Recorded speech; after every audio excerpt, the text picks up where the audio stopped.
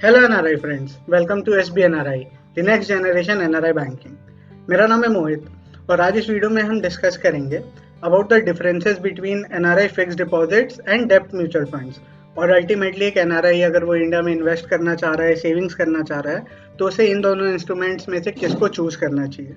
तो बिना किसी भी देरी के चलिए वीडियो को स्टार्ट करते हैं। यहाँ पे सबसे पहले हम डिस्कस करेंगे कि एक एनआरआई फिक्स डिपॉजिट और डेट म्यूचुअल फंड के बीच में डिफरेंसेस क्या क्या हैं, और अल्टीमेटली ये फिर डिसाइड करेंगे कि कौन से एनआरआई को क्या चूज करना चाहिए। तो सबसे पहले हम डिस्कशन स्टार्ट करते हैं on the basis of differences.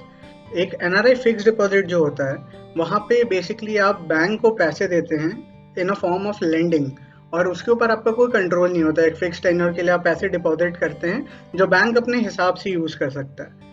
But डेब्ट म्यूचुअल फंड्स में क्या होता है कि आप यहाँ पे पर्टिकुलरली लेंड नहीं करते किसी को अपना पैसा, बल्कि उसे इन्वेस्ट करते हैं उन पर्टिकुलर इंस्ट्रूमेंट्स में जो आप कंट्रोल कर सकते हैं। तो ये पहला डिफरेंस है। दूसरे डिफरेंस पे आए तो यहाँ पे हम रिस्क फैक्टर्स को थोड़ा सा एनालाइज करते हैं। एक बैंक में अगर आप एनआरआई फिक्स डिपॉजिट देते हैं तो वहाँ आपको 5 लाख रुपए की सिक्योरिटी तो मिलती है, बट यहाँ पे रिस्क थोड़ा सा ज़्यादा है in terms of bank failure से। अगर बैंक के साथ कुछ भी दिक्कत आ जाती है, जैसे फॉर एग्जांपल यस बैंक के साथ हुआ, तो यहाँ पे आपके डिपॉजिट्स पे थोड़ा सा रिस्क है। बट यही अगर हम कंपेयर करें डेट म्यूचुअल फंड्स में, तो वो काफ़ी सेफर इंस्ट्रूमेंट होते हैं इन कंपैरिजन टू एफडीज, क्योंकि वो डाइवर्सिफाइड तरीके से इन्वेस्टमेंट्स किए जाते हैं। जो इंस्ट्रूमेंट्स हैं जिनमें आप इन्वेस्ट करते हैं उसे आप कंट्रोल कर सकते हैं, वेदर वो शॉर्ट टर्म है, लॉन्ग टर्म इंस्ट्रूमेंट है, या गवर्नमेंट बॉन्ड्स हैं। तो उस तरह से आपके हाथ में एक कंट्रोलिंग पावर रहती है। अब नेक्स्ट पॉइंट पे हम वॉलेटिलिटी देखते हैं कि एफडी के केस में कोई भी नेगेटिव डाउनवर्ड रिस्क नहीं रहता और कोई वॉलेटिलिटी नहीं होती। आप एक फिक्स टेन्योर के लिए एक पर्टिकुलर रेट पे आप पैसे डिपॉजिट करते हो जिसमें आपको पता होता है कि उतने टाइम के बाद आपको कितने पैसे मिलेंगे। जबकि ये हम डेट म्यूचुअल फंड में देखें तो यहाँ पे आपको 3 प्राइमरी रिस्क होते हैं। इन रिस्क के ऊपर मैं एक सेपरेट वीडियो भी बनाऊंगा, बट यहाँ पे ये जो 3 रिस्क हैं, लिक्विडिटी रिस्क, क्रेडिट रिस्क और इंटरेस्ट रेट रिस्क, इसे थोड़ा सा समझ लेते हैं ब्रीफ में ही। लिक्विडिटी रिस्क से हम स्टार्ट करेंगे। इस रिस्क में बेसिकली ये मतलब है इसका कि अगर आप डेट म्यूचुअल फंड्स में इन्वेस्ट कर रहे हैं, कोई एक पर्टिकुलर ऐसा बॉन्ड है फॉर एग्जांपल जिसका उतना डिमांड क्रिएट नहीं हो पा रहा है, लोग उसे खरीद नहीं रहे हैं, तो इस केस में लिक्विडिटी रिस्क इसे कहा जाता है। क्रेडिट रिस्क की अगर हम बात करें तो यहाँ पे अगर कोई पर्टिकुलर बॉन्ड में जहाँ आपने इन्वेस्ट किया है उसमें कोई डिफॉल्ट आ जाता है या कुछ भी और प्रॉब्लम आ जाती है, तो इसे हम क्रेडिट रिस्क बोलते हैं। अब ये जो 2 रिस्क हैं, लिक्विडिटी और क्रेडिट, इन्हें जितने भी एएमसीज होते हैं जिनके थ्रू आप इन्वेस्ट करते हैं, वो काफ़ी अच्छी तरीके से स्टडी कर लेते हैं, और अल्टीमेटली आपको उन्हीं फंड्स या फिर उन्हीं पर्टिकुलर इंस्ट्रूमेंट्स में वो गाइड करेंगे इन्वेस्ट करने के लिए जिनमें ये रिस्क बिल्कुल ही नील के बराबर।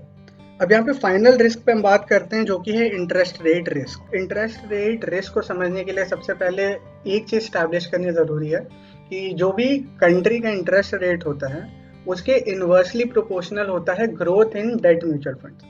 तो अगर इंडिया का फॉर एग्जांपल जो इंटरेस्ट रेट है ऑन सर्टेन डिपॉजिट्स या बैंक रेट में, वो अगर ग्रो करता है, तो आपका जो डेट म्यूचुअल फंड पे गेन होने वाला है वो इनवर्सली प्रोपोर्शनल होने के कारण कम होगा।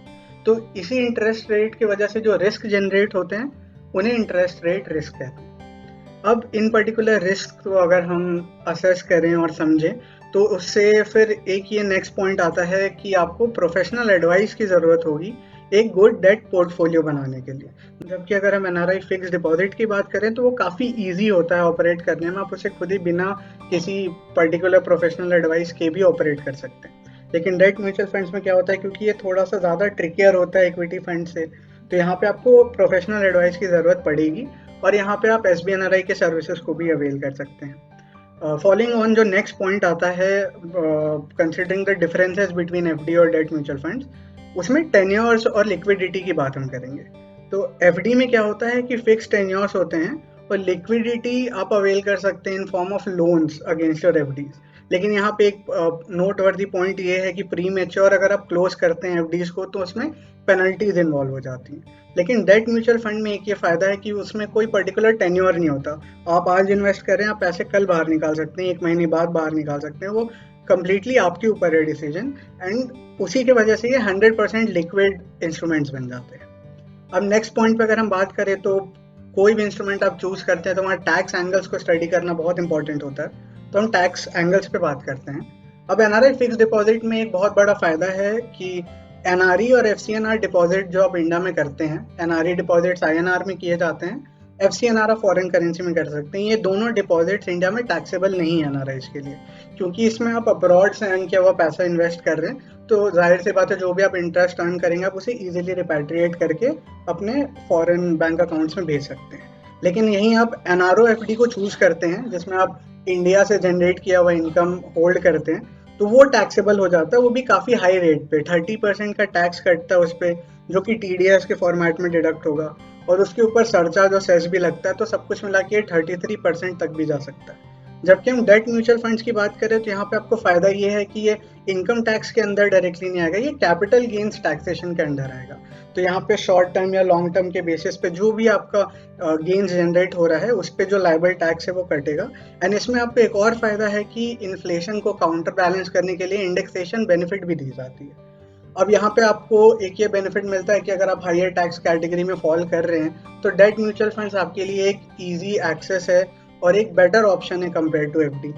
तो और यही पॉइंट हमें अपने नेक्स्ट कंक्लूजन या समरी पे भी लेके आया है, जो हम पॉइंट्स टू कंसिडर के अंदर यहाँ देखेंगे कि इस पूरे कंपैरिजन से हमें क्या चीज़ें सीखने को मिली हैं। तो सबसे बेसिक चीज़ तो ये है कि एक एनआरआई के लिए दोनों ही एनआरआई एफडी और डेट म्यूचुअल फंड्स बहुत ही एक्सेलेंट चॉइसेस हैं अगर वो इंडिया में इन्वेस्ट करना चाह रहे हैं। And we would also like to request them कि वो इंडिया में इन्वेस्ट करें, इसको अपनी हैबिट में डालें, क्योंकि एक बहुत अच्छी प्रैक्टिस है। उसके बाद अगर आप एक हायर टैक्स स्लैब में फॉल कर रहे हैं और आपका फोकस लिक्विडिटी के ऊपर है, जैसे मैंने अभी लास्ट पॉइंट में भी बोला, तो आप डेट म्यूचुअल फंड्स को प्रेफर करिए when comparing it with NRI fixed deposits. लेकिन अगर आप एक लोअर टैक्स स्लैब में हैं और आप ज़्यादा सेफ्टी ओरिएंटेड हैं, आप अपने पैसों को एक सिक्योर प्लेस पर रखना चाहते हैं फॉर सम पर्टिकुलर टेन्योर, तो आप एनआरआई फिक्स्ड डिपॉजिट को प्रेफर करें। अब अगर आप एनआरआई एफडी चूज कर रहे हैं तो अगेन एनआरई और FCNR will be preferable option, क्योंकि वो इंडिया में टैक्सेबल नहीं होते और सारा का सारा पैसा बिल्कुल आसानी से अपने फॉरेन बैंक अकाउंट्स में डाल सकते हैं। लेकिन अगर आप इंडिया वापस आना चाह रहे हैं, लॉन्ग रन में आप अपना रिटायरमेंट यहाँ प्लान कर रहे हैं, तो उस केस में आपके लिए debt mutual fund better option हो जाएंगे। और अगर वो एनआरओ एफडी से आप कंपेयर करें तो ज़्यादा लिक्विड भी हैं। तो अगर आप इंडिया वापस आ रहे हैं तो एनआरओ एफडी और डेट म्यूचुअल फंड में वी वुड से कि आप डेट म्यूचुअल फंड को प्रेफर करें। तो अल्टीमेटली ये हमारा एक समराइज फॉर्म है। कंपैरिजन के बाद हमें ये समझ आया है कि अपने टैक्स स्लैब्स और अपने ऑब्जेक्टिव्स के अकॉर्डिंग आप इन दोनों में से कोई एक पर्टिकुलर इंस्ट्रूमेंट चूज कर सकते हैं व्हाइल इन्वेस्टिंग इन इंडिया। अब इंडिया में अगर आप इन्वेस्ट करना चाह रहे हैं तो इसके लिए डायरेक्टली हमारे इन्वेस्टमेंट एक्सपर्ट से कनेक्ट कर सकते हैं, वो भी हमारे SBNRI ऐप पे, जिस पे आपको एंड टू एंड असिस्टेंस मिलेगा with the execution of the entire processes. इसके साथ ही साथ आपको हर स्टेप पे अगर कोई भी डाउट या क्वेरी आ रही है, हर एक चीज़ को एड्रेस किया जाएगा। अब SBNRI ऐप पे और भी आपको फीचर्स देखने को मिलेंगे, जिसमें से सबसे प्राइम फीचर है कि आप एक NRI बैंक अकाउंट के लिए 10 मिनट के अंदर अप्लाई कर सकते हैं with facilities of in app documentation, scanning और ऑटो फिल्ड फॉर्म्स। इसके साथ ही साथ आपका कोई भी इंडिया रिलेटेड टास्क है with respect to banking, investment, taxation, real estate या कोई भी other aspect related to India, तो आप हर उस चीज़ को एक वन स्टॉप प्लेटफॉर्म पे सॉल्व कर सकते हैं, जो कि है SBNRI ऐप। तो I would request you to scan the QR code जो आप अपने स्क्रीन पे देख पा रहे हैं और ऐप को डाउनलोड करिए, उसे यूज़ करिए और उसके साथ ही साथ अपना वैल्यूएबल फीडबैक जो वो हमें प्रोवाइड करें, ताकि हम इसे और भी बेहतर बना सकें आपके लिए। So I would also like to thank you for being with me throughout the video. I hope to see you in my next one. Till then, take care.